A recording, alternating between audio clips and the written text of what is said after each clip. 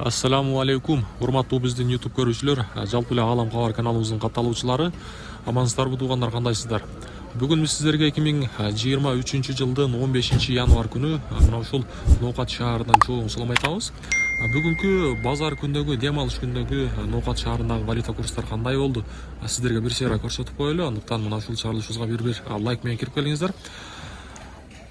Бул жерде Капитал банк боюнча айтсак сатып алуу доллар 86,20, евро 93,20, рубль болсо 1,24. 1000 рублиңиздер 1240 сом болуп турган кезде Капитал банкта. Бүгүн негизи Капитал банк менен эле Доскреда банк иштейт дем алыш күнү. Доскреда банк боюнча айтсак, бул жерде сатып алуу доллар 86,20, евро 92,80, рубль болсо 1,24. Бул жерде эми болсо акча алмаштыруучу жерди көрсөтүп коелу. Обменка, валютчиктер. Бул жерде доллар 86,20, рубль болсо 1,24. Казак теңге 12 тыйын, өзбек сум 0дон 75 тыйын болуп турат. Кийинки обменка дагы мына ушундай. Доллар 86,20, рубль болсо 1,24.